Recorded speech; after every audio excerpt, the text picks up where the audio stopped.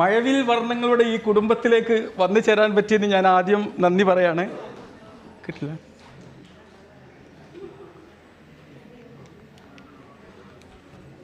Okay, ആദ്യം നന്ദി പറയാണ്. നമുക്ക് എല്ലാവർക്കും ഒരു താങ്ക്സ് പറയാം അല്ലേ? തീർച്ചയായിട്ടും ഇന്ന് നമ്മളൊരു വിക്ടറി ഡേ ആണ്. ഇപ്പൊ വിക്ടറി ഡേ എന്ന് പറയുമ്പോൾ നിങ്ങളൊക്കെ നല്ല ചിരി തെളിഞ്ഞു നിൽക്കുന്നുണ്ട്. നമുക്കൊരു വിക്ടറി പോസ്റ്റിൽ ഒന്ന് വിക്ടറി ആഘോഷിക്കുക അല്ലേ? ഐ വോൺ ഉറക്ക കാണി. ഇനി ഉറക്ക എല്ലാരും ഉറക്ക പറയാ, I love me, I love me. ഇനി മറ്റുള്ളവരെ നോക്കിയിട്ട് പറയാ, ഐ ലവ് യു. നോക്കി പറയും, നോക്കി പറയും, I love you, I love you, I love Viktor, I love Viktor. ഈ ട്രസ്റ്റ് എന്നാണ് നമ്മളെ ഒരു ഇത് തുടങ്ങാന്ന് പറഞ്ഞത്. ഇന്ന് രാവിലെ ഞാൻ ഈ കാര്യം പറയാൻ വേണ്ടിയിട്ട് ഞാൻ കുറച്ചിങ്ങനെ ചാറ്റ് ജി പി ടിയിലൊക്കെ നോക്കി. അപ്പൊ ചാറ്റ് ജി പി ടി നോക്കിയപ്പോ ഞാൻ എന്തിനാ ചാറ്റ് ജി പി ടി നോക്കുന്നത്? ഈ കാര്യം പറയാനുള്ള ഒരുപാട് ലെസൺസ് എൻ്റെ തലയിൽ തന്നെ ഉണ്ട്. എൻ്റെ വീഡിയോ കണ്ടവർക്ക് അറിയാം, ഞാൻ പലപ്പോഴും മരണ വാർത്തകൾ, ഒരുപാട് മരണത്തിന്റെ മെസ്സേജുകൾ ഇടുന്ന ഒരാളാണ്. അങ്ങനെ ആൾക്കാരെ മുഴുവനും കരയിപ്പിച്ച് ഒരു പരിഭവത്തിലായപ്പോൾ എനിക്ക് തോന്നി ഇത് പറ്റൂല. കുറച്ചുകൂടി ഒന്ന് കഴിയുമ്പോൾ ഞാൻ ചെയ്തു കുറച്ച് ഫൈനാൻസ് കാര്യങ്ങൾ ചർച്ച ചെയ്യാൻ പറ്റി. എന്നെ പറ്റിച്ച ഒരുപാട് മനുഷ്യന്മാരെ കഥകൾ അത് കണ്ടപ്പോൾ എല്ലാവരും എന്താ ഡോക്ടർ നിങ്ങൾ എന്തൊരു പൊട്ടനാ, പലരും പറയാൻ മടിക്കുന്ന കാര്യങ്ങൾ ഞാൻ പറഞ്ഞപ്പോൾ എന്നെ വിളിച്ചു പൊട്ടനാണ്. അപ്പം പിന്നെ ഞാൻ വിചാരിച്ചു ഇതൊന്നും പറ്റൂല, ഇതൊക്കെ കുറച്ച് സീരിയസ് കാര്യമാണ്. ചിരിച്ചാലേ കാര്യമുള്ളൂ, ചിരിച്ചാലേ മനുഷ്യന് ആയുസുള്ളൂ. അപ്പൊ ഞാൻ കുറച്ച് ചിരിക്കാൻ തുടങ്ങി. ചിരിച്ചപ്പോൾ ആൾക്കാർ പിന്നെയും വിളിക്കാൻ തുടങ്ങി, ഡോക്ടറെ നിങ്ങൾ എന്താണ് ഇങ്ങനെ കാണിക്കുന്നത്, നിങ്ങൾ എന്ത് പൊട്ടത്തരാ കാണിക്കുന്നത്? ചിരിച്ചിട്ട് പൊട്ടെന്ന് വിളിക്കുകയാണെങ്കിൽ ആ കിളി കേൾക്കാൻ ഞാൻ സന്തോഷവാനാണ്. കാരണം എന്താ, അത് നമ്മളെ ഹാപ്പിയാക്കും. തീർച്ചയായിട്ടും ഒരു നിങ്ങളെടുത്ത് ഞാൻ പറയാൻ കാരണം എന്ന് വെച്ച് കഴിഞ്ഞാൽ, ഞാൻ ഒരു ഡോക്ടർ എന്ന് പറഞ്ഞാൽ അറിയാം, ഏതൊരു ബാങ്കുകാരും ആദ്യം വരെ ഡോക്ടർമാരെടുത്തേക്കാണ്. ഇന്ന് ഈ ഒരു മാസവും നിങ്ങളൊരു വിബ്ജിയോർ മാത്രമല്ല, ഒരുപാട് ബാങ്കുകാർ നമ്മൾ അപ്രോച്ച് ചെയ്തിരുന്നു, പല കാര്യങ്ങൾക്ക് അപ്രോച്ച് ചെയ്തിരുന്നു. പക്ഷെ വിബ്ജിയോർ ബാങ്കിന്റെ ഒരു ഗുണം എന്താണെന്ന് അറിയാമോ? എന്നോട് ലബീബാണ് എന്നോട് ഈ കാര്യം പറയുന്നത്. അവനോട് ചേരാനൊന്നും പറഞ്ഞില്ല. പക്ഷെ ലബീബിന്റെ പെരുമാറ്റം, ലബീബ് എനിക്ക് തന്ന ആ ഒരു വിശ്വാസം, ആ ട്രസ്റ്റ്, അതിലൊരു മാന്യത കണ്ടപ്പോൾ ഞാൻ പറഞ്ഞു, ലബീബ് നമുക്കൊരു പ്ലാൻ സ്റ്റാർട്ട് ചെയ്യാന്ന് പറഞ്ഞു. കഴിഞ്ഞ ദിവസം നമ്മളെ പീഡിയാട്രിഷ്യൻ ഇങ്ങനെ ഞങ്ങൾ ഭക്ഷണം കഴിച്ചുകൊണ്ടിരിക്കുമ്പോൾ ഞാൻ പറഞ്ഞു, അല്ല നമുക്ക് അനീസ് ഡോക്ടർ എന്ന് പറയും. ഞാൻ പറഞ്ഞു ഇങ്ങനെ വിബ്ജിയോറിൽ ഇൻവെസ്റ്റ് ചെയ്തോളി, ഇൻവെസ്റ്റ് ചെയ്താൽ അത് ഗ്രോ ചെയ്യും, ഹലാലായ രൂപത്തിൽ ഗ്രോ ചെയ്യും, പലിശയൊന്നുമില്ല എന്ന് പറഞ്ഞപ്പോൾ മൂപ്പര് പറഞ്ഞു ഞാൻ നമ്മളെ ലബീബിനെ അങ്ങോട്ട് വിടാമെന്ന് പറഞ്ഞു. അപ്പൊ നമ്മളെ സംബന്ധിച്ചിടത്തോളം റെപ്പുമാർ ഒരു വശത്ത് വന്നുകൊണ്ടിരിക്കും, ഇപ്പുറത്തുനിന്ന് കുറെ ഏജന്റുമാർ വന്നുകൊണ്ടിരിക്കും. ഇത് ഭയങ്കര ബുദ്ധിമുട്ടായിരിക്കും. അതിൻ്റെ ഇടയിൽ കൂടെ 100-150 പേഷ്യന്റിനെ നോക്കുകയും വേണം.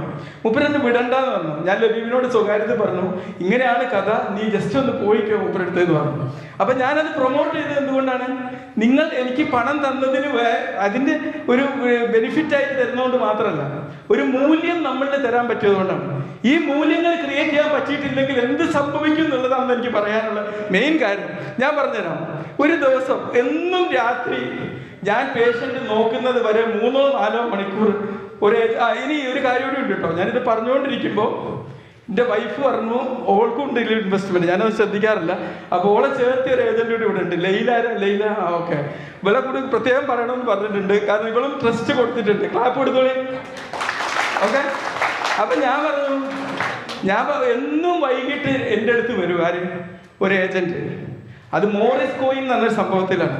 മോറിസ് കോയിൻ എന്ന് കേട്ടിട്ടില്ലേ? ഒരുപാട് ആൾക്കാരെ പൈസ പറ്റിച്ചൊരു ടീമാണ്. അപ്പൊ അവരെന്നോട് വന്നിട്ട് ഇവരെന്നോട് എന്നും വൈകിട്ട് വരും. ഞാൻ പറഞ്ഞു എനിക്ക് വേണ്ടടാ, എനിക്കത് പലിശയാണ്, അത് മറ്റേതാണ് മറിച്ചത്, എനിക്ക് വേണ്ടത് പലിശ അല്ലാതെ ഹലാലായ വഴിയാണ്. നിങ്ങൾ എന്ത് ചെയ്യാ, നിങ്ങൾ അതിൽ ചേർന്നോളി. അഥവാ നിങ്ങളെ പൈസ പോയാലും ഞാൻ ഇവിടെ ഉണ്ട്, ഞാൻ നിങ്ങൾക്ക് ആ പണം തരുമെന്ന് പറഞ്ഞ് അവസാനം എന്നെ വിശ്വസിപ്പിച്ച് അതിനെ ചേർത്തി കഴിഞ്ഞപ്പം അടുത്ത ദിവസം എൻ്റെ വാലറ്റിലേക്ക് ഇങ്ങനെ പൈസ വരാൻ തുടങ്ങി. എനിക്കും സന്തോഷമായി തുടങ്ങി. കൂടി തുടങ്ങാണല്ലോ, പണം കൂടി തുടങ്ങാണല്ലോ. എന്തോ ബിറ്റ് കോയിനിലോ എന്തോ ഇൻവെസ്റ്റ് ചെയ്തിട്ടാണ്. അപ്പൊ ഞാൻ പറഞ്ഞു ആയിക്കോട്ടെ. ഞാൻ പേര് പറയില്ല കേട്ടോ, എന്നെ ആരാണ് ചോദിച്ചത്, ഞാൻ പേര് പറയില്ല. നമ്മളൊക്കെ സുഹൃത്താണ്, ഇപ്പോഴും സുഹൃത്താണ്. പേര് ഞാൻ എവിടെയും പറയില്ല, ഒരു സാധനത്തിന് ഞാൻ പറയാറില്ല. ഞാൻ പറയുന്നത് എന്തുകൊണ്ടാണെന്നറിയോ, നിങ്ങൾ എത്രമാത്രം ഇതിന്റെ കൈകാര്യം ചെയ്യുന്നവർ ആൾക്കാരുടെ പണവുമായിട്ട് എങ്ങനെ ഡീൽ ചെയ്യണമെന്ന് പറയാൻ വേണ്ടിയിട്ട് മാത്രമാണ്. കാരണം ഞാൻ ഇതിന് ശേഷം ഞാൻ ലബീബിനെ ഞാൻ തന്നെ വിളിച്ചു വരുത്തിയതാണ്. ഞാൻ ചേരുന്നതെന്ന് പറഞ്ഞ് ലബീബിനെ ഞാൻ തന്നെ വിളിച്ചു വരുത്തിയതാണ്. കാരണം നമുക്ക് ട്രസ്റ്റ്ഫുൾ ആയി കഴിഞ്ഞാൽ നമ്മൾ തന്നെ വിളിച്ചു വരുത്തും. അതാണ് അതിൻ്റെ പ്രത്യേകത. ഈ ട്രസ്റ്റ് കൊടുക്കാൻ കഴിഞ്ഞാൽ അതാണ് അതിൻ്റെ ബെനിഫിറ്റ് എന്നാണ്. അങ്ങനെ ലാസ്റ്റ് എന്തായി, മോറിസ് കോഹ്ലി ചേർന്ന് 5-6 ആഴ്ചയൊക്കെ ഇങ്ങനെ ബെനിഫിറ്റ് വാലറ്റിൽ വന്നുകൊണ്ടിരുന്ന് എന്നെ ചേർത്തിയ ആളെ ഇങ്ങനെ സന്തോഷത്തോടെ ഓരോ ദിവസവും വരാൻ തുടങ്ങി. എൻ്റെ അടുത്ത് വീണ്ടും എന്നെ ക്യാൻവാസ് ചെയ്യാൻ തുടങ്ങി. കൂടുതൽ വലിയൊരു ഇൻവെസ്റ്റ്മെന്റ് അതിലേക്ക് അയച്ചു. പിന്നെ കുറച്ച് കഴിഞ്ഞപ്പോൾ അറിയുന്നത് വാലറ്റിലേക്ക് വല്ലാതെ പൈസയൊന്നും വരുന്നില്ല. അത് ഇങ്ങനെ വന്ന് ലാസ്റ്റ് അറിയുമ്പോൾ ഇതൊന്നും കിട്ടാനില്ല. അപ്പൊ പിന്നെ 2-3 വർഷം ഇപ്പം ആ കാര്യം ജനങ്ങൾ മറന്നു. പക്ഷെ അതിൽ ഇൻവെസ്റ്റ് ചെയ്ത ഒരുപാട് ആൾക്കാരുടെ കണ്ണുനീർ. കഴിഞ്ഞ ദിവസം 2 ആഴ്ച മുമ്പ് ഒരാൾ മരിച്ചു. ഞാൻ ഇന്നലെയാണ് അതിന്റെ പോസ്റ്റ് ഇട്ടത്. മരിച്ച അന്ന് ഞാൻ ഇട്ടില്ല. ആ മനുഷ്യന് ഒരുപാട് പ്രശ്നങ്ങളായിരുന്നു. എന്നെയൊക്കെ ചേർത്തിയ ഒരു ഏജന്റ്, ഒരു ജ്വല്ലറിയുടെ ഏജന്റാണ്. അപ്പൊ എന്ത് ചെയ്തു, ഈ പൈസ അവർ ഈ ഏജന്റ് എന്ത് ചെയ്ത്, എന്നെ ചേർത്തി, ഞാൻ ജ്വല്ലറി ഓക്കെയാണ്, നല്ലതാണ്, ഒരു പ്രശ്നവുമില്ല, വളരെ കറക്റ്റായിട്ട് പോകുന്നുണ്ട്. അപ്പം നിങ്ങൾ ചിലപ്പോൾ ഇവൻ്റെ കയ്യിൽ പോയിട്ട് ഇവരെന്ത് ചെയ്തു, ഈ പണം വേറെ തരും, നിങ്ങൾ ജ്വല്ലറിനേക്കാളും തരാമെന്ന് പറഞ്ഞ് ജ്വല്ലറിയെ വഞ്ചിച്ചുകൊണ്ട്, സ്വന്തം എന്തൊരു കാര്യത്തിനാണോ ഇവർ ഇൻവെസ്റ്റ്മെൻറ്റ് അതിനെ വഞ്ചിച്ചുകൊണ്ട് ഇവൻ പറഞ്ഞു, നിങ്ങൾക്ക് ഞാൻ വേറെ ആളെടുത്ത് സേട്ടുവിൻ്റെ അടുത്ത് പൈസ കൊടുത്താൽ നിങ്ങൾക്ക് കൂടുതൽ ബെനിഫിറ്റ് കിട്ടാമെന്ന് പറഞ്ഞിട്ട് എന്തായി, ആദ്യമൊക്കെ ബെനിഫിറ്റ് കുറച്ചൊക്കെ കിട്ടാൻ തുടങ്ങി. കുഴപ്പമില്ല, കച്ചവടം ചെയ്തിട്ടാന്ന് തന്നെ പറഞ്ഞു. അങ്ങനെ ചേർന്ന് ലാസ്റ്റ് നമ്മളൊക്കെ പറ്റിച്ചു. പക്ഷേ എൻ്റേത് പോയില്ല, എനിക്കിപ്പോൾ അത്ര വിഷമല്ല. പക്ഷെ ഈ അയാളെടുത്ത് പണം കൊടുത്ത ഒരുപാട് മനുഷ്യന്മാർ, ഇപ്പം ഈ മരിച്ചു എന്ന് പറഞ്ഞ ആൾ സ്വന്തം മോളെ കല്യാണത്തിന് വെച്ച പൈസ ആയിരുന്നു 25 പവൻ. അത് പോവാതെ അദ്ദേഹത്തിന് ടെൻഷൻ വന്ന് നമ്മളൊരു കാര്യം മനസ്സിലാക്കേണ്ടതുണ്ട്. ഈ ഫൈനാൻഷ്യൽ ഹെൽത്തും ഫിസിക്കൽ ഹെൽത്തും റിലേറ്റഡ് ആണ്. നിങ്ങൾക്ക് ആർക്കെങ്കിലും പണം തരാനുള്ള വ്യക്തികളുണ്ടോ? ഇന്ന് കൈ പൊക്കോ. ആ വ്യക്തിനെ കുറിച്ച് ചിന്തിക്കാത്തൊരു ദിവസം നമുക്ക് ജീവിതത്തിൽ ഉണ്ടാവുമോ? നമ്മൾ ഭാര്യയും മക്കളെക്കാളും അവരെ കുറിച്ചാണ് ചിന്തിക്കുന്നത്. എൻ്റെ മൈൻഡിൽ ഇപ്പോഴും അതുപോലെ ഒരുപാട് വ്യക്തികളെ ചിത്രങ്ങൾ തെളിഞ്ഞുകൊണ്ടിരിക്കുകയാണ്. ഇപ്പം ഞാൻ എൻ്റെ ഒരു ഫ്രണ്ടിന് ലോൺ എടുത്തു കൊടുത്തു. ഡോക്ടേഴ്സ് ലോണാണ്, ഇൻട്രസ്റ്റ് കുറവാണ്, ഞാൻ ലോൺ എടുക്കാറില്ല. ഇത് പറഞ്ഞപ്പം ഇതിൻ്റെ ഫ്രണ്ട് അല്ല എടുത്തു കൊടുത്തു. ഇന്ന് 9 വർഷമായിട്ട് ഞാൻ എന്ത് ചെയ്യണം, ഓരോ EMI ഡേറ്റ് കഴിയുമ്പോഴും ഇവനെ കാല് പിടിക്കണം. എടാ EMI ടൈമായി. EMI മുടങ്ങിയാൽ അതിൻ്റെ ഇൻട്രസ്റ്റ് ഞാൻ അടക്കണം, അതെനിക്കറിയാവാണ്. എന്നിട്ട് എന്താ, ഇവനെ അടക്കൂല. ഇവനെങ്ങനെ കാല് പിടിച്ചുകൊണ്ടിരിക്കണം. ഒരു ദിവസത്തെ ഏറ്റവും വാല്യുബിൾ അല്ലേ തന്നെ സമയത്തിന് വളരെ മൂല്യം കൽപ്പിക്കുന്ന ഒരു വ്യക്തിയാണ്. ഞാനിപ്പോൾ റീൽസ് ഒക്കെ ക്രിയേറ്റ് ചെയ്യുമ്പോൾ ആൾക്കാർ ചോദിക്കും, നിങ്ങൾക്ക് എന്തോ ഒരു സമയം അതിന്, നിങ്ങളിപ്പോൾ ഇവിടെ നിന്നല്ലോ, ഇതിനിടയിൽ കൂടെ ഞാൻ റിലീസ് ഉണ്ടാക്കി, നിങ്ങളാരും അറിഞ്ഞോ? അത്രയേ ഉള്ളൂ ഇതിനൊക്കെ പണി, വലിയ കാര്യമൊന്നുമില്ല. ഇപ്പം ഞാൻ എടവണ്ണപ്പാറ പോയാൽ അവിടെ സുന്നത്ത് കർമ്മം ചെയ്യാനുണ്ട്. ആ സുന്നത്ത് കർമ്മം ചെയ്ത് വരുമ്പോൾ പിന്നെ ഞാൻ ഫ്രീ ആണ്. ആ പോണ വൈക്കല്ല, ആ തോട്ടുമല്ലും മറ്റുള്ളൊക്കെ നിന്നിട്ട് 2 കാര്യം കൊണ്ട് കറക്കാൻ ഇടുകയാണ്. അല്ലാണ്ട് ഇതിനൊന്നും വലിയ സമയം കളയല്ല. ചിലർക്ക് ഇയാളിങ്ങനെ ചിരിച്ച് അതൊക്കെ ഒരു നിമിഷ നേരം മാത്രം, അത്രയും സമയം കൊണ്ട് ഡെഡിക്കേറ്റ് ചെയ്യാൻ പറ്റും. ഇത്രയും സമയം മൂല്യവത്തായ നമ്മൾ എന്ത് ചെയ്യാണ്, ഇത്തരം കാര്യങ്ങൾ ചിന്തിച്ച് നിൽക്കാൻ വേണ്ടിയിട്ട് നമ്മൾ സമയം വെറുതെ പാഴായി പോകും. ഇങ്ങനെ ഒരാൾക്ക് കടം കൊടുത്താൽ പിന്നെ അങ്ങോട്ട് തിരിച്ച് കിട്ടാത്തൊരവസ്ഥയാണ്.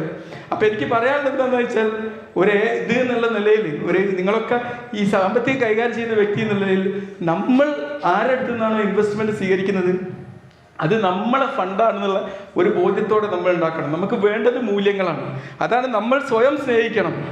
എന്നിട്ട് നമ്മൾ കസ്റ്റമറോട് അവരുടെ ഫണ്ട് നമ്മുടെ ഫണ്ടാണെന്നുള്ള രീതിയിൽ തന്നെ കണ്ടിട്ട് പെരുമാറണം. എന്നിട്ട് നമ്മളെ സ്ഥാപനത്തിന് അത് ഗ്രോത്ത് ഉണ്ടാക്കാൻ വേണ്ടി നമ്മൾ ഉപയോഗിക്കണം. തീർച്ചയായിട്ടും ഞാൻ പറഞ്ഞല്ലോ, നമ്മളിപ്പോൾ ഒരാൾക്കൊരു സാമ്പത്തികമായിട്ട് ഇപ്പം ലബീബ് കറക്റ്റ് സമയത്താണ്, അതുകൊണ്ട് ഇടവണ്ണ കോപ്പറേറ്റീവ് ബാങ്കിലെ ഏജന്റ് വളരെ കറക്റ്റ് സമയത്ത് എനിക്ക് അതിൻ്റെ മാച്യൂരിറ്റി വരുമ്പോൾ ഡെയിലി ഡെപ്പോസിറ്റ് കോപ്പറേറ്റീവ് ബാങ്കിലുണ്ട്. അപ്പം എന്ത് ചെയ്യും, അതൊക്കെ കറക്റ്റ് സമയത്ത് അവരും കൂടി കൊണ്ടുതരും. ഞാൻ ഈ 2 ആളോടും പറയാറുണ്ട്, വളരെ നല്ല ഇതാണ്. ഇങ്ങനെ ആകുമ്പോൾ നമുക്ക് അങ്ങോട്ട് തരാൻ തോന്നും. നിങ്ങളെ വിളിച്ച് വരുത്തിയിട്ട് അങ്ങോട്ട് പണം ഡെപ്പോസിറ്റ് ചെയ്യുന്ന കസ്റ്റമേഴ്സിനെ ഉണ്ടാക്കാനാണ് നിങ്ങൾ നോക്കേണ്ടത്. മനസ്സിലായില്ലേ? അല്ലാണ്ട് നിങ്ങൾക്ക് അപ്പം കിട്ടുന്ന ഒരു ഇനീഷ്യൽ ബെനിഫിറ്റ് മാത്രം ചിന്തിക്കരുത്. കാരണം നിങ്ങൾക്കിപ്പോൾ ഒരു ഏജന്റ് എന്ന് പറയുമ്പോൾ ഒരു പണം ഡെപ്പോസിറ്റ് അപ്പം നിങ്ങൾക്കൊരു റിവാർഡ് കിട്ടും. പലപ്പോഴും പലരും അതിലാണ് ഫോക്കസ് ചെയ്യുക. കസ്റ്റമർക്ക് കിട്ടാൻ പോകുന്ന റിവാർഡ് നിങ്ങൾ പ്രതിഫലിപ്പിക്കുന്ന എന്നോ കിട്ടുന്ന സംഭവമാണ്. പക്ഷെ ഇത് ചേർത്തുന്ന ഒരാൾക്ക് അപ്പം റിവാർഡ് കിട്ടും. ആ റിവാർഡ് മാത്രം ഫോക്കസ് ചെയ്യരുത്. കാരണം നിങ്ങൾ ഈ ഡ്യൂറേഷൻ കഴിഞ്ഞാലും ഈ കസ്റ്റമർ നിങ്ങളിലേക്ക് ആൾക്കാരെ കൊണ്ടുതരണം. മനസ്സിലായില്ലേ? അവർ മുഖേന ഇപ്പം ഞാൻ പറഞ്ഞല്ലോ വിബ്ജിയോറിൽ ഇൻവെസ്റ്റ് ചെയ്യുമെന്ന് ഞാൻ പീഡിയാട്രിഷ്യനോട് പറഞ്ഞത് എന്തുകൊണ്ടാണ്? എനിക്ക് ആ മൂല്യങ്ങൾ ഇവിടുത്തെ എൻ്റെ ഏജൻ്റായിട്ടുള്ള ലബീബിന് ആ മൂല്യങ്ങൾ തരാൻ പറ്റിയതുകൊണ്ടാണ്. പിന്നെ അത് മാത്രമല്ല കേട്ടോ, നിങ്ങൾ ഒരുപാട് സ്റ്റാഫുകളൊക്കെ ആയിട്ട് എനിക്ക് മാനേജേഴ്സൊക്കെ ആയിട്ട് എനിക്ക് മുമ്പേ ബന്ധമുണ്ട്. ഇവരൊക്കെ എനിക്ക് തന്നൊരു മൂല്യാധിഷ്ഠിതമായി പിന്നെ വൈഫും പറഞ്ഞ് പറയാറുണ്ട് എപ്പോഴും, ഇങ്ങനെ നിങ്ങൾ എന്തിൽ ഇൻവെസ്റ്റ് ചെയ്താലും ഇതിൽ ഇൻവെസ്റ്റ് ചെയ്തോളി. ഞാൻ ഇന്ന് പറ്റിക്കുന്ന കഥ പറഞ്ഞപ്പോൾ നിങ്ങൾ ഈ ബാങ്കിനെ കുറിച്ചൊന്നും പറയരുതിട്ടോ എന്ന് പ്രത്യേകം പറഞ്ഞിട്ടുണ്ട്. എനിക്ക് പറയാനില്ല, അങ്ങനെയൊന്നുമില്ല, ഇതിനെ കുറ്റാതി കുറ്റം പറയാനില്ല. കാരണം ഈ മൂല്യങ്ങളാണ് നമ്മൾ കൊടുക്കേണ്ടത്, മനസ്സിലായില്ലേ? അപ്പൊ ചുരുക്കി പറഞ്ഞാൽ നമ്മൾ ഈ ഒരു കാര്യമൊക്കെ ചെയ്യുമ്പോഴും നമ്മൾ ഫിസിക്കൽ ഹെൽത്ത് എപ്പോഴും ശ്രദ്ധിക്കേണ്ടതുണ്ട്. നിങ്ങളിപ്പം എല്ലാവരും ഇരിക്കുകയാണ്, ഈ ഇരുത്തം നമ്മളെ ആരോഗ്യം അപകടത്തിലാക്കും. ആരോഗ്യം അപകടത്തിലാക്കും. നിങ്ങൾ സാലറി കിട്ടാൻ പോകുമ്പോൾ മാത്രം ഇങ്ങനെ കൈ ആക്കുകയല്ല ചെയ്യേണ്ടത്. എപ്പോഴും എഴുന്നേറ്റിട്ട് എപ്പോഴും അരമണിക്കൂർ നിങ്ങൾ ജോലി ചെയ്യുകയാണെങ്കിൽ, ഇരിക്കുകയാണെങ്കിൽ ഒരു 5 മിനിറ്റ് ബോഡി മൂവ് ചെയ്യണം. 5 മിനിറ്റ് ബോഡി മൂവ് ചെയ്യണം. ഞാൻ പറയൽ എന്താണെന്നല്ലോ, നിങ്ങൾ റീൽസ് കണ്ടിരിക്കരുത്. റീൽസ് കിട്ടിയാൽ അതിൻ്റെ പലരും കാണുന്നുണ്ടാവും. എൻ്റെ റീൽസ് കാണുന്നത് ചിലരൊക്കെ പറഞ്ഞിട്ടുമുണ്ട്, ഇയാൾക്ക് എന്തിൻ്റെ കുഴപ്പമെന്നൊക്കെ പറഞ്ഞിട്ടുണ്ട്. അത് കുഴപ്പമായിട്ടല്ല, എനിക്ക് എൻ്റെതായ ഒരു മെസ്സേജ് അതിലൂടെ കൊടുക്കാനുണ്ട്. ആ മെസ്സേജ് കൊടുക്കാൻ ഞാനും മുന്നിട്ട് ഇറങ്ങിയിട്ടില്ലെങ്കിൽ ലോകത്ത് ആരും ഉണ്ടാവില്ല. കാരണം മനുഷ്യന്മാർ കുത്തിയിരുന്ന് ഫോണ് കാണുന്നതിന് പകരം ഈ ഫോണ് കാണുമ്പം ആ ഫോണിൻ്റെ ആ റീൽസിനനുസരിച്ച് നമുക്ക് മൂവ് ചെയ്യാം. എന്താ അതിന് കുഴപ്പം? ആ ഒരു മെസ്സേജ് കൊടുക്കാൻ വേണ്ടി മാത്രമാണ്. അല്ലാണ്ട് എനിക്ക് അങ്ങനത്തെ ഒരു മെന്റൽ പ്രോബ്ലം ഒന്നും ഉണ്ടായിട്ടല്ല. പലരും പറയും എനിക്കെന്നെ, കാരണം ആ മെസ്സേജ് കൊടുക്കാൻ എന്ത് പറ്റുമോ പറ്റില്ല. ഞാൻ പിന്നെ ഇനി ഏതായാലും നമുക്ക് ഇത് പറഞ്ഞതാണല്ലോ, ഇനി നമുക്ക് ഒരു ലാഫ്റ്റർ യോഗ ഒരു കേരളത്തിലൊരു അംബാസിഡർമാരിലൊരു അവരോടിയാണ് ഞാൻ. അപ്പം നിങ്ങൾ ഇടയ്ക്കിടയ്ക്ക് എന്ത് ചെയ്യണമെന്ന് പറഞ്ഞാൽ, നമ്മൾ ഇപ്പോൾ ഒരു കസ്റ്റമർ നിങ്ങളെടുത്ത് വരികയാണ്, അവർക്ക് നിങ്ങൾ ഫസ്റ്റ് ട്രസ്റ്റ് കൊടുക്കുന്ന എവിടുന്നാ? നിങ്ങളെ ചിരിയോടെയാണ്. നമ്മൾ ചിരിയാണ്.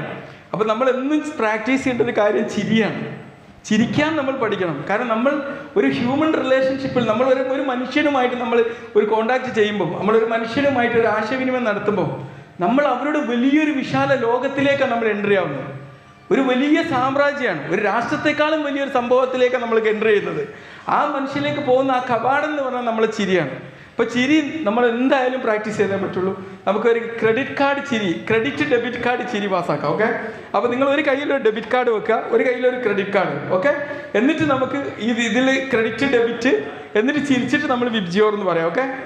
ഓക്കെ, ഡെബിറ്റ് ക്രെഡിറ്റ് വിബ്ജിയോർ,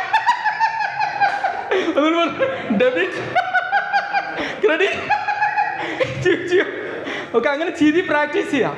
നമ്മൾ വിചാരിക്കണ്ട ചിരി. ഇപ്പം നമ്മൾ രാഷ്ട്രീയക്കാരൊക്കെ ഇലക്ഷൻ എടുക്കുമ്പോൾ അഭിനയിച്ച് വരൂലേ ചിരി അഭിനയിച്ചാലും റിയലായിട്ട് വന്നാലും അഭിനയിച്ചാലും ഒക്കെ നമ്മളെ തലച്ചോറ് വിചാരിക്കുന്നത് എന്താണ്? I am happy. ഒന്ന് ചിരിച്ചോളി, ഐ ആം ഹാപ്പി. ഉറക്കെ പറഞ്ഞോളി, ഐ ആം ഹാപ്പി. നിങ്ങൾക്ക് അത്രക്കും അല്ലാണ്ട് മെന്റൽ സ്ട്രെസ് ഒക്കെ അനുഭവിക്കുമ്പോൾ എന്ത് ചെയ്താൽ അറിയാമോ? നേരെ പോയിട്ട് ഒരു പെൻസിൽ എടുക്കുക, എന്നിട്ട് 2 ചുണ്ടിൻ്റെ ഇടയിൽ വെക്കുക. അറിയാതെ മിമിക് മസിൽസ് ആക്ടിവേറ്റ് ആകുമ്പോൾ എന്താവെന്ന് അറിയാമോ? നമ്മളറിയാതെ ചിരി വരും. നമുക്ക് റിവേഴ്സായിട്ട് സ്ട്രെസ് റിലീവ് ചെയ്യാം. നമ്മളെ ബ്രെയിൻ നോക്കുന്നത് നമ്മൾ തലേക്ക് കൊടുക്കുന്ന സ്റ്റോറിയിലേക്കല്ല. നമ്മളെ സ്റ്റോറിക്ക് ഒരു ഇമ്പോർട്ടൻസും ഇല്ല. അത് ഓരോ മനുഷ്യനും വ്യത്യാസമായിരിക്കും. ഓരോ ദിവസം പത്രം തന്നെ വായിച്ചുകൊണ്ടിരിക്കുന്ന ഒരു മനുഷ്യന്റെ തലയിൽ നിറച്ചും യുദ്ധങ്ങളും മറ്റേതുമായിരിക്കും. ഞാൻ പത്രം വായിക്കാറില്ല. പല കാര്യങ്ങളും ഇന്നിപ്പം മൊഹറം എന്നാന്ന് വിചാരിച്ചിട്ട് ഞാൻ നോമ്പെടുക്കാൻ പുറപ്പെട്ടിരുന്നു. പിന്നാണ് അറിയുന്നത് നാളാണ്. എനിക്കറിയില്ലായിരുന്നു. പിന്നെ കഴിഞ്ഞ ദിവസം എന്താ പറയുക, ഡോക്ടേഴ്സ് ഡേ ഞാൻ അറിയുന്നത് തലേന്ന് ഒരു ബാങ്കുകാർ വന്ന് എന്നോട് വിഷ് പറഞ്ഞപ്പാ. ഇടവണ്ണത്തെ ഒരു ബാങ്കുകാർ വന്ന് ഡോക്ടേഴ്സ് ഡേ അല്ലേ. അപ്പം തന്നെ ഡോക്ടേഴ്സിന്റെ 3 പോസ്റ്റ് ഞാൻ ഉണ്ടാക്കി. അത്രേ ഉള്ളൂ. നമ്മളിതെല്ലാ കാര്യങ്ങളും നമ്മൾ അറിയണമെന്നൊന്നുമില്ല. നമുക്ക് വേണ്ട സ്പെസിഫിക് ഏരിയയിലാണ് നമ്മൾ ശരിക്കും അറിയേണ്ടത്. ഇപ്പം ഇന്ന് നിപ്പയെ കുറിച്ച് ഇങ്ങോട്ട് വീട്ടിൽ പോയി കഴിഞ്ഞാൽ എനിക്ക് നിപ്പനെ കുറിച്ച് 4-5 പോസ്റ്റ് ഉണ്ടാക്കാനുണ്ട്. അത് ഞാൻ പറയേണ്ട വിഷയമാണ്.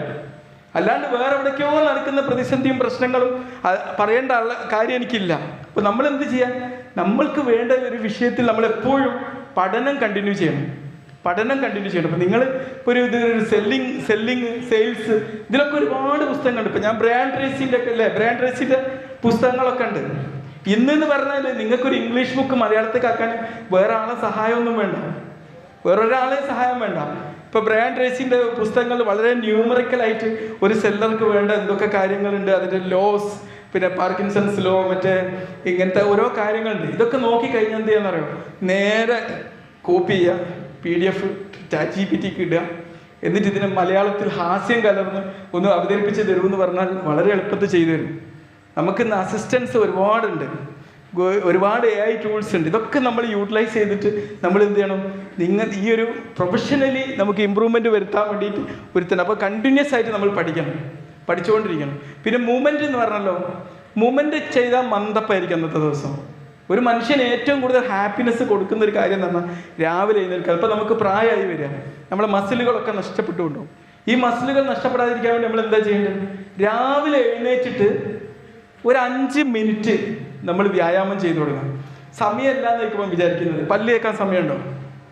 പല്ല് തേക്കുമ്പോൾ ഇങ്ങനെ കാല് വെച്ചിട്ട് പല്ല് വെച്ചാലോ? നല്ലൊരു ബാലൻസിങ് എക്സസൈസാണ്. നിങ്ങൾ വിജയർ ബാങ്കിലോട്ട് വരുമ്പോഴേക്ക് നിങ്ങൾക്ക് ഇവിടെ നല്ല ആക്റ്റീവായിട്ട് കസ്റ്റമറുമായിട്ട് ഡീൽ ചെയ്യാനും പറ്റും. അറിയാതെ എക്സസൈസ് പിന്നെ അത് ഇങ്ങനെ ചെയ്യാം. പിന്നെ വേണത് അങ്ങനെ വാൾ സ്ക്വാറ്റ് പൊസിഷനിൽ ഇരുന്നിട്ട് പല്ല് തേക്കാം. നിങ്ങൾ ബ്രെയിൻ പവർ വർദ്ധിപ്പിക്കണം.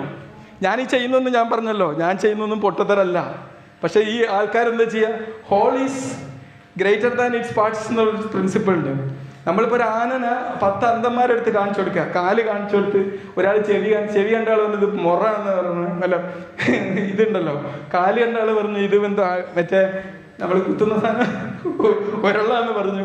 അതുപോലത്തെ ഒരു അവസ്ഥ. ഞാനെന്നും നമ്മൾ അറിയുന്ന ആൾക്കാർ ആരും മരിച്ചാലും അവരെ ജീവിത ഫിലോസഫി ഞാൻ പോസ്റ്റായിട്ട് ഇടാറുണ്ട്. കാരണം അതിൽ ഒരുപാട് ലെസൺസ് ഉണ്ടാവും, ഒരുപാട് ലെസൺസ് ഉണ്ട്. അന്ന് ഇടൂല, കുറച്ച് കഴിഞ്ഞിട്ടേ ഇടുള്ളൂ. കാരണം അന്നിട്ട് കഴിഞ്ഞാൽ അത് വല്ലാത്തൊരു കരിച്ചിലും പിടുത്തവും ഉണ്ടാക്കും സമൂഹത്തിൽ. പിന്നെ ആളെ പേര് പറയാത്തതുകൊണ്ട് ആരാന്ന് വലിയ പിടുത്തം കിട്ടൂല. ചിലതൊക്കെ അറിയുമ്പം അവർ പറയുമോ ഞങ്ങളുടെ മോളെ മരണത്തെ കുറിച്ച് നിങ്ങളെ പറഞ്ഞല്ലോ എന്നൊക്കെ പറയാറുണ്ട്. അത് ഞാൻ മെയിനായിട്ട് ഇടാറുണ്ട്. അപ്പം എന്താ വെച്ചാൽ നമുക്ക് അപ്പം ഈ എക്സസൈസ് ചെയ്യാൻ നമുക്ക് എന്ത് ചെയ്യാം? നമുക്ക് സമയം കണ്ടെത്തേണ്ട കാര്യമല്ല. നമുക്ക് ഇനിയിപ്പോൾ രാവിലെ എഴുന്നേറ്റിട്ട് നിങ്ങൾക്ക് എന്ത് ചെയ്യാം? നടന്നുകൊണ്ട് ഷെയ്വ് ചെയ്യുമ്പോൾ നടക്കട്ടെ, ചിലപ്പോൾ മുറിയാവും. ഓക്കെ. പിന്നെ നമ്മളെ മസിൽ മാസ് നഷ്ടപ്പെടാതിരിക്കാൻ, മസിൽ മാസ് പോയി കഴിഞ്ഞാൽ നമുക്ക് വാർദ്ധക്യം വരും. അപ്പോൾ 6 മിനിറ്റ് വ്യായാമം നമ്മൾ ഫസ്റ്റ് തന്നെ ചെയ്യണം. എന്നിട്ട് മതി ബാക്കി എല്ലാ കാര്യങ്ങളും. ഈ വ്യായാമം ചെയ്തിട്ടാണ് ഇപ്പോൾ പ്രാർത്ഥിക്കാനൊക്കെ പോകുന്നവര്, നമസ്കരിക്കാനൊക്കെ പോകുന്നവര്. ഇതിന് മുമ്പ് ഒന്ന് വ്യായാമം ചെയ്താലുണ്ടല്ലോ അതിന് ഒരുപാട് നമ്മളെ മൈൻഡൊക്കെ ഭയങ്കര ഫോക്കസ്ഡ് ആവും. ഞാനും ശ്രദ്ധിക്കാറുണ്ട്. എനിക്കൊരു ദിവസം ചിലപ്പോൾ 24 മണിക്കൂറല്ല 38 മണിക്കൂറൊക്കെ ഞാൻ ഡ്യൂട്ടി എടുക്കാറുണ്ട്. നമ്മൾ ഹോസ്പിറ്റലിലെ തിരക്ക് അവിടെ ഇടവണ്ണക്കാരോട് ചോദിച്ചാൽ അറിയാം. കഴിഞ്ഞ ഞായറാഴ്ച 196 OP ആണ്. 196. 200 ആവാൻ പിന്നെ എനിക്കൊരു മത്സരം ഉണ്ടായിരുന്നു, പക്ഷെ എത്തിയില്ല. 4 കുറഞ്ഞു പോയി. അതുണ്ടല്ലോ, കുറച്ച് OP കൂടി വരുമ്പം പിന്നെ നമുക്കൊരു ആവശ്യമൊക്കെ 200 ആവട്ടെ എന്ന് എത്തിയില്ല.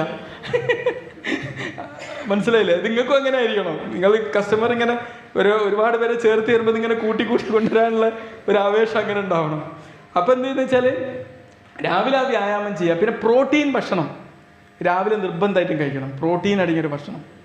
അത് കോഴിമുട്ട അല്ലെങ്കിൽ പയറ്, ചെറുപയർ, ഇങ്ങനത്തെ അടങ്ങിയ സാധനങ്ങൾ കഴിക്കണം. അല്ലെങ്കിൽ മസിൽ മാസ് പോയി. നമ്മളെപ്പോഴും എന്താ ചെയ്യുക? വെജിറ്റേറിയൻ കാർബോഹൈഡ്രേറ്റ് എന്ന് പറഞ്ഞാൽ അതല്ല വേണ്ടത്. പ്രോട്ടീൻ അവിടെ എത്തണം. പിന്നെ വെള്ളം ധാരാളം രാവിലെ എഴുന്നേൽക്കുകയും തന്നെ നമ്മൾ വെള്ളം നന്നായിട്ട് കുടിച്ചെന്ന് ഉറപ്പാക്കണം. മനസ്സിലായില്ലേ?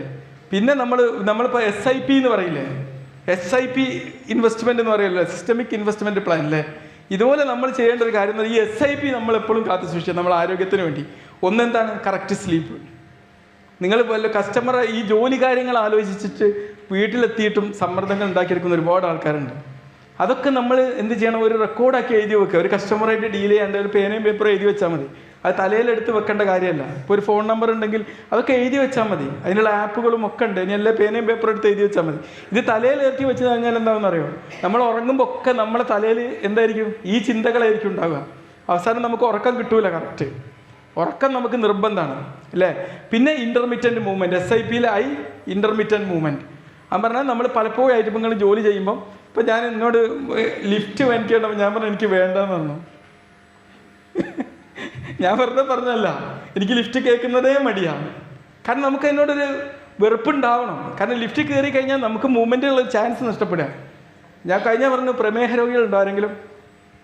പ്രമേഹ രോഗികൾ പ്രഷർ കുറക്കാനൊക്കെ ഏറ്റവും നല്ലൊരു എക്സസൈസ് എന്താണെന്നറിയോ? നിങ്ങൾ വിബ്ജിയോറിൻ്റെ 3-ാം നിലയ്ക്ക് ഈ കോണി കയറിയിട്ട് ഒരു 40 സ്റ്റെപ്പ് 3-4 പ്രാവശ്യമായിട്ട് കയറി കഴിഞ്ഞിട്ടുണ്ടല്ലോ, നിങ്ങൾക്കത് വളരെ ഹെൽപ്ഫുള്ളാണ്. കാരണം നമ്മളെ ബ്ലഡ് സർക്കുലേഷൻ വർദ്ധിപ്പിക്കാൻ നമ്മൾ ഒരുപാട് ഹെൽപ്ഫുള്ളാണ്. അറിയാതെ കിട്ടും. ലിഫ്റ്റ് കയറണ്ട, കറണ്ട് ബില്ലും ലാഭിക്കാം. പിന്നെ നമുക്ക് ആരോഗ്യത്തിന് നല്ലൊരു അടിപൊളി ബെനിഫിറ്റ് ആവും. ഒരു ഫിക്സഡ് ഡെപ്പോസിറ്റ് ആവുകയും ചെയ്യും അല്ലേ? അപ്പോൾ എന്തെങ്കിലും അങ്ങനെ ഇൻ്റർമിറ്റൻ്റ് ആയിട്ട് ഇങ്ങനെ മൂവ് ചെയ്യുക. അതാണ് SIPയിൽ എന്ന് പറഞ്ഞാൽ. എന്ന് പറഞ്ഞാൽ പോസിറ്റിവിറ്റി എന്നാണ്. പോസിറ്റിവിറ്റി എപ്പോഴും മെയിൻറ്റെയിൻ ചെയ്യാം. നമ്മളെപ്പോഴും ഒരു കസ്റ്റമർ അടുത്ത് പോയി കഴിഞ്ഞാൽ ഫുൾ ഹാപ്പി ആയിട്ട് പോവാം. കസ്റ്റമർക്ക് ഒരുപാട് പറയാനുണ്ടാവും, പക്ഷേ എപ്പോഴും നമ്മളെ ഹാപ്പിനെസ്. ഇപ്പോൾ കഴിഞ്ഞ ദിവസം ഞാൻ ഇടവണ്ണ HDFC ബാങ്ക് ഇപ്പോഴാണ് അവിടെ ബ്രാഞ്ച് തുടങ്ങിയത്. അവിടുത്തെ 2 മാനേജറും പിന്നെ അവിടുത്തെ 2-3 പേരും എന്നോട് കാണാൻ വന്നു. എന്തോ ഒരു പ്ലസൻ്റ് ആയിട്ടാണ്. അവസാനം മഞ്ചേരി എന്നുള്ള എൻ്റെ ബ്രാഞ്ച് ഞാൻ അങ്ങോട്ട് മാറ്റി കൊടുത്തു. എനിക്കതുകൊണ്ട് പ്രത്യേകിച്ച് കാര്യമൊന്നുമില്ല. മഞ്ചേരിയാണ് എൻ്റെ അക്കൗണ്ട്, അത് ഞാൻ ഇടവണ്ണക്കാക്കി കൊടുത്തു. അതെന്താണ് അവരൊക്കെ അതിന് പ്രേരിപ്പിച്ചത്? എന്താണ്? അവരെ ഡീലാണ്. മനസ്സിലായില്ലേ? അതെന്തുകൊണ്ടാണ്? അവർക്ക് നമുക്ക് പെർസുവേഷൻ എന്നല്ല പറയും, പെർസുവേഷൻ. നമ്മൾ ഒരാളിലേക്ക് പെർസുവേഷൻ ആർട്ട് എന്ന് പറയും. നമ്മൾ എമ്പത്തറ്റിക്കൽ ലിസണിങ് ഉണ്ട്, സിമ്പത്തറ്റിക് ലിസണിങ് ഉണ്ട്. എമ്പത്തി എന്ന് പറഞ്ഞു കഴിഞ്ഞാൽ നമ്മൾ അവരായിട്ട് കേൾക്കുക എന്നുള്ളതാണ്. അപ്പം നിങ്ങളടുത്ത് ഇൻവെസ്റ്റ് ചെയ്യാൻ വരുന്ന ഒരാൾ നിങ്ങളെ നന്നാക്കാൻ വേണ്ടി അല്ല ഇൻവെസ്റ്റ് ചെയ്യുന്നത്. പലപ്പോഴും ഇപ്പം ഞാൻ പറഞ്ഞല്ലോ, എനിക്ക് പണം കിട്ടാൻ ഒരുപാട് പണം കിട്ടാനുണ്ട്. ചിലരൊക്കെ ഒരാളിപ്പോൾ എന്നെ മോനേന്ന് വിളിച്ചിട്ടാണ് എന്നെ പറ്റിച്ചത്. മോനേന്ന് വിളിച്ചിട്ട് ഞാൻ പണ്ട് ഞങ്ങൾ എന്ത് ചെയ്യുന്നറിയോ, ഞങ്ങൾ മെഡിക്കൽ കണ്ടിന്യൂസ് എഡ്യൂക്കേഷൻ ആണല്ലോ. അപ്പോൾ ഞാൻ പ്രിവെൻറ്റീവ് കാർഡിയോളജീൻ്റെ ഒരു PG ഡിപ്ലോമ ചെയ്യാൻ വേണ്ടിയിട്ട് ഞങ്ങൾ ചെന്നൈയിൽ ചേർന്നു. ഡിസ്റ്റൻസ് ആയിട്ടാണ്. അപ്പോൾ മാസത്തിൽ 4 പ്രാവശ്യം പോകണം. അപ്പോൾ ഒരുപാട് ഡോക്ടേഴ്സ് ഉണ്ട്. അതിലൊരു വളരെ സീനിയർ ആയിട്ടുള്ളൊരു ഡോക്ടറുണ്ട്. വലിയ ഡോക്ടറാണ്, നല്ല പൈസക്കാരനാണ്. മക്കൾ 3 എണ്ണം ഉള്ളത്. 3 മക്കളും അമേരിക്കയിലൊക്കെയാണ്. അപ്പോൾ അയാൾ അതിൻ്റെ കൂടെ ഒരു വാക്ക് പറഞ്ഞു, എനിക്ക് 3 പെൺകുട്ടികളാണ്, ഇപ്പം എനിക്കൊരു ആൺകുട്ടിയുള്ളത്. എനിക്കൊരു ആൺകുട്ടി കൂടിയായി, അത് കലയിലാന്ന് പറഞ്ഞു. ആയിക്കോട്ടെ, ഞാൻ കുഴപ്പമൊന്നുമില്ല, അങ്ങനെ പോയി. കുറച്ച് കഴിഞ്ഞപ്പോൾ മുമ്പ് പറഞ്ഞു, എനിക്ക് തമിഴ്നാട്ടിൽ പടക കമ്പനി ഉണ്ട്, മറ്റേ കമ്പനി ഉണ്ട്. ഞാൻ പറഞ്ഞു, എനിക്ക് പലിശയൊന്നും വേണ്ട, എനിക്ക് ലാഭമായിട്ടാണെങ്കിൽ നീ കുറച്ചൊക്കെ ഇൻവെസ്റ്റ് ചെയ്യാനാണ്. അങ്ങനെ ഇൻവെസ്റ്റ് ചെയ്ത് അവസാനം മലബാർ ഗോൾഡിലൊക്കെ എനിക്ക് ഇപ്പോഴും ഓർമ്മയുണ്ട്. ഇപ്പോൾ എന്നെയും കൊണ്ട് പോയത് ഇവിടെ അവിടുത്തെ വലിയ ഗോൾഡൊക്കെ കണ്ടപ്പോൾ ഇത് എൻ്റെ മോളെ കല്യാണത്തിന് ഞാൻ വാങ്ങിത്തരും എന്നൊക്കെ പറഞ്ഞു. അങ്ങനെ എന്തായി, അങ്ങനെ ട്രസ്റ്റ് വർദ്ധിപ്പിച്ചെടുത്ത് ലാസ്റ്റ് ഞങ്ങൾ ഒരുമിച്ചാണ് ചെന്നൈയിൽ പോയത്. ചെന്നൈയിലല്ല, ചിദംബരത്ത് രാജാമുത്തയ്യ മെഡിക്കൽ കോളേജ് അവിടെ പോയത് താമസിക്കുക ഒരുമിച്ചാണ്. അങ്ങനെ ഈ ബന്ധം വർദ്ധിച്ച് ഇയാൾ എൻ്റെ അടുത്ത് നിന്ന് പിന്നെയും പണം വാങ്ങുമ്പോൾ ഇടയ്ക്ക് ലാഭം തരും. അവസാനം ഞാനൊന്നും ഇതുവരെ അയാളുടെ ഒരു ദേഷ്യം പോലും ഞാൻ പിടിച്ചിട്ടില്ല. കാരണം എൻ്റെ മൈൻഡിൽ ഇപ്പോഴും അയാൾ എനിക്ക് തന്ന ആ ട്രസ്റ്റ്, എൻ്റെ മകൻ എന്ന് വിളിച്ച വിളിയെടുക്കൽ ഞാനിപ്പോഴും വാല്യൂ കൊടുക്കുന്നുണ്ട്. അങ്ങനെ കുറേ കഴിഞ്ഞ് പണമൊന്നും തരുന്നില്ല. അന്ന് ആ തരുന്നില്ല എന്ന് പറഞ്ഞപ്പോഴും എന്നിൽ അവർക്ക് കൊടുത്ത വാല്യൂ ഉള്ളതുകൊണ്ടായിരിക്കും. അപ്പോഴും അയാൾക്ക് ബുദ്ധിമുട്ട് വരുമ്പോൾ ഒക്കെ എന്നെ വിളിച്ച് എന്നിട്ട് ഞാൻ പൈസ കൊടുത്തു പോയി. അതാണ് അതിൻ്റെ ഒരു പ്രശ്നം എന്ന് പറഞ്ഞാൽ, ഈ വാല്യൂ നമ്മൾ കപടം നിറഞ്ഞൊരു വാല്യൂ നമ്മൾ കൊടുത്തു കഴിഞ്ഞാലാണ് പ്രശ്നമായി പറയുന്നത്. നമ്മൾ പൊട്ടന്മാരായിട്ടല്ല. എന്നോട് ചോദിക്കും, ഡോക്ടർ നിങ്ങൾ എന്ത് പൊട്ടനാ, അങ്ങനെ നമ്മൾ വിശ്വസിച്ച് പോവുകയാണ്. ഒരു പക്ഷേ നമ്മളെ മൈൻഡിൽ നോ എന്ന് പറയാനുള്ള ഒരു കെൽപ്പില്ലാത്തതുകൊണ്ടാണോ എന്ന് അറിയില്ല. ഇപ്പം ഇന്നലെ എൻ്റെ സോഷ്യൽ മീഡിയയിൽ ഒരുത്തം വിളിച്ചിട്ട് സൗദിയിൽ നിന്ന് വിളിച്ചിട്ട് ഡോക്ടറെ സഹായം വേണമെന്നാണ്. പറ്റിക്കലാണ്, എനിക്കറിയാം. പക്ഷെ നമ്മളെ മൈൻഡ് അറിയാതെ അങ്ങോട്ട് പോകും. പക്ഷെ പിന്നെ ഞാൻ അവനെ ബ്ലോക്കാക്കി. കാരണം അപ്പോഴും എനിക്ക് എന്തിനാ ഈ മനുഷ്യൻ എന്തോ വിഷമം കൊണ്ടല്ല പറ്റിക്കാൻ പറയുന്നതെന്ന് അറിയാം. പല രീതിയിലും ആൾക്കാർ പറ്റിക്കും. ഒരുത്തൻ പറഞ്ഞു, ഞാനിപ്പം മതം മാറി വന്ന ആളാണ്, നിങ്ങൾ ട്രസ്റ്റ് ചെയ്യണമെന്ന് പറഞ്ഞു. ഞാൻ എന്ത് ചെയ്ത് കുറേ ഉസ്താദന്മാർക്കൊക്കെ അത് അയച്ചു കൊടുത്ത്. പിന്നാണ് അറിയുന്നത് ഇയാൾ പറ്റിക്കലാണ്. അതൊക്കെ എന്ത് ലെവലിലും ആൾക്കാർ പറ്റിക്കും. അപ്പോൾ ഈ ട്രസ്റ്റ് കൊടുത്ത് അയാൾ എന്ത് ചെയ്തെന്നറിയോ, ലാസ്റ്റ് ഈ മനുഷ്യൻ എന്ത് ചെയ്തു, കുറേ കഴിഞ്ഞ് തീരാനായപ്പം ഒരു 5 മിനിറ്റ് കൂടിയാണല്ലോ. അപ്പോൾ അയാൾ എന്ത് ചെയ്തു എന്നറിയോ, പിന്നെ കുറേ കഴിഞ്ഞിട്ട് കിട്ടുന്നില്ല.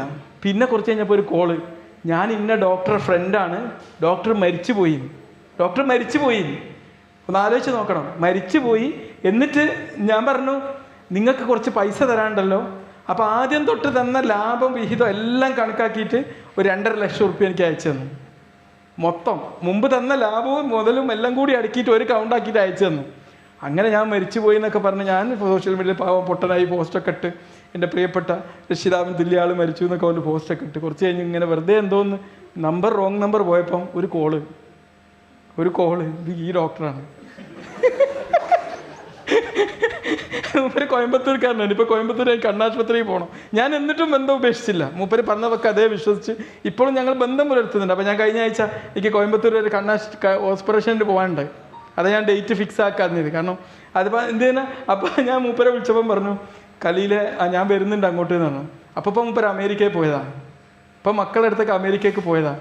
അപ്പോൾ മൂപ്പര് പറഞ്ഞു, ഞാനുള്ളപ്പോൾ അല്ലാവൂലല്ലേ, എന്നാലും അടുത്ത പ്രാവശ്യം വരുമ്പോൾ കാണാമെന്നൊക്കെ പറഞ്ഞ് അങ്ങനെ നിൽക്കുന്നുണ്ട്. എന്നാലും നമ്മളെ മൈൻഡിൽ അയാളെടുത്ത പണം കിട്ടണം എന്നുള്ളതല്ല, ആ വിശ്വാസത്തിന് നമ്മൾ കൊടുത്തതാണ്. ഇതുപോലുള്ള അപകടങ്ങൾ നിങ്ങൾ കസ്റ്റമർക്ക് ഉണ്ടാക്കരുത്. കാരണം അതെന്താ അറിയോ, ഒരു കസ്റ്റമറെ സംബന്ധിച്ചിടത്തോളം നിങ്ങൾ കൊടുക്കുന്ന പണത്തെക്കുറിച്ച് അവർക്ക് വലിയ വാല്യുബിളാണത്. ആ വാല്യൂ ആണ് നിങ്ങൾ കാണേണ്ടത്. മനസ്സിലായില്ലേ? നിങ്ങൾക്ക് കിട്ടുന്ന ഒരു ബെനിഫിറ്റിനേക്കാളും അത് കാണണം. അത് കണ്ടിട്ട് അതിനനുസരിച്ച് പ്രത്യേകം അത് വളരെ എന്താ പറയുക, അതിൽ ഒരു വിട്ടുവീഴ്ചയും ചെയ്യാതെ അതിലൊരു കാപട്യവും കലർത്താതെ കൊടുക്കാൻ പറ്റണം. അപ്പോഴാണ് നിങ്ങൾക്ക് യഥാർത്ഥ രീതിയിലുള്ള ഈ വിബ്ജിയോർ എന്ന് പറയുന്ന ഈ വർണ്ണശബളമായിട്ടുള്ള അല്ലേ 7 വർണ്ണങ്ങളാണല്ലോ, സൗന്ദര്യത്തിൻ്റെ 7 വർണ്ണങ്ങളാണ്. അത് സ്നേഹത്തിൻ്റെയും എന്താ പറയുക കെയറിൻ്റെയും വർണ്ണങ്ങളാക്കി മാറ്റണം. അതെപ്പോഴും ഓർക്കണം. അതുകൊണ്ടാണ് ഞാൻ ഈ സ്റ്റോറി പറഞ്ഞത്. ഞാൻ ആരെയും പേര് പറഞ്ഞിട്ടില്ല പ്രത്യേകിച്ച്. എനിക്ക് ഈ പറ്റിച്ചോല് കേട്ടാൽ പോലും ഞാൻ പറയാണ് ദയവേത് അത് നിങ്ങളെക്കുറിച്ചല്ല, അങ്ങനെ ഞാൻ പറയാം. അങ്ങനെ ഉണ്ടായിട്ടുണ്ട്. ഒരു പ്രാവശ്യം ഞാൻ ഒന്ന് പറയാം, ഒരു കോഓപ്പറേറ്റീവ് ബാങ്കിൽ ഞാൻ ഫണ്ട് ഇൻവെസ്റ്റ് ചെയ്തു. എനിക്കൊരു ആവശ്യത്തിന് വേണ്ടിയാണ്. ഞാൻ പറഞ്ഞു എനിക്ക് ആവശ്യത്തിന് വേണ്ടിയുള്ള ഫണ്ടാണ്. അപ്പോൾ ഓല് പറഞ്ഞു കുഴപ്പമില്ല, നിങ്ങൾക്ക് ആ ആവശ്യത്തിൻ്റെ ഡേറ്റ് വരുമ്പം അത് മോന് ഭാര്യ പ്രസവിക്കാനായി. ഇപ്പോൾ മോന് പ്രസവിക്കാൻ നമ്മൾ ഈ മൂരിനടുത്ത് കൊടുക്കല്ലോ, അത് അവൻ പറയല്ലോ അതിന് വേണ്ടി വെച്ച് ഫണ്ടാകുമ്പോഴേക്ക് റെഡിയാക്കാൻ വേണ്ടി എൻ്റെ അടുത്തുനിന്ന് ഒരു ഏജൻറ്റ് വന്ന് വാങ്ങിക്കൊണ്ടുപോയി. അത് വലിയ നേതാവാണ്, കൂടത്തായിയാണ്, അവിടുത്തെ വലിയ രാഷ്ട്രീയ നേതാവൊക്കെ ആണ്. അപ്പോൾ നല്ല തുണിയൊക്കെ കൊടുത്ത് കതറൊക്കെ കൊടുത്ത് വന്നല്ലേ എന്ന് പറഞ്ഞ് ഞാനതിൽ ചേർന്ന് അവസാനം പൈസ കിട്ടാനായപ്പം അവർ തരുന്നില്ല. അവസാനം വാങ്ങിയതുപോലെ എനിക്ക് തിരിച്ച് വാങ്ങിയാൽ പിന്നെ ഞാൻ പോയി. ഈ സ്റ്റോറി ഞാൻ ഇട്ടപ്പം വേറൊരാൾ കുറി കൂടിയിട്ട് അയാൾ ഒരുപാട് പേരെ പറ്റിച്ച്. അയാൾ ആർക്കും കൊടുത്തിട്ടില്ല. പക്ഷെ എൻ്റെ പൈസ അയാൾ കറക്റ്റ് കൊണ്ടു തന്നു. അങ്ങനെ എൻ്റെ പൈസ അയാൾ കറക്റ്റ് സമയത്ത് കൊണ്ടു തന്നു. അപ്പം എന്തൊക്കെയാണെന്ന് വെച്ചാൽ ഈ പറ്റിച്ച നേതാവ് ഇയാളാണെന്ന് പലരും ചോദിച്ചു പേരോട്. പിന്നെ അറിയാതെ എൻ്റെ മോറിസ് കോയിനിൽ പറ്റിച്ച ആളെ പേര് ഒരു ദിവസം ഒന്നറിയാതെ എൻ്റെ എവിടെയോ ഒരു വേർഡിൽ വന്നുപോയി. അന്ന് ഇടവണ്ണെന്ന് മൊത്തം കോള് വന്നു, നിങ്ങൾ ഇവനെ കുറിച്ചല്ലേ പറഞ്ഞത്. അന്ന് ആദ്യമായിട്ട് ഈ പറ്റിച്ച വ്യക്തി എന്നെ പിന്നെയും വിളിച്ചു. ഞാൻ പറഞ്ഞില്ല നിങ്ങളെടുത്തുനിന്ന് ആർക്കും ഇങ്ങനത്തെ അനുഭവങ്ങൾ ഉണ്ടാവരുത്. അത് ഉണ്ടായിട്ടുമില്ല.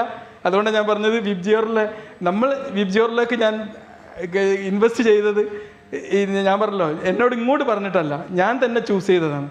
ഈ ചൂസ് ചെയ്യാൻ നിങ്ങൾ കസ്റ്റമറെ പ്രേരിപ്പിക്കണം. അതിന് ഞാൻ ഈ പറഞ്ഞ പോലത്തെ അനുഭവങ്ങൾ ഉണ്ടാവരുത്.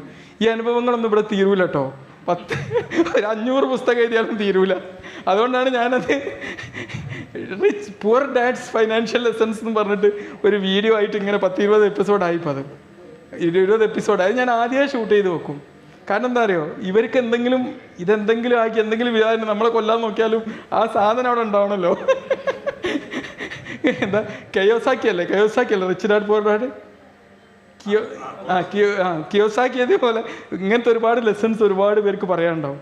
ഇപ്പം ഞാൻ പറഞ്ഞല്ലോ ഈ പറ്റിക്കപ്പെട്ട വ്യക്തിയൊക്കെ ഒരുപാട് സ്റ്റോറീസ് ഉണ്ടാവും.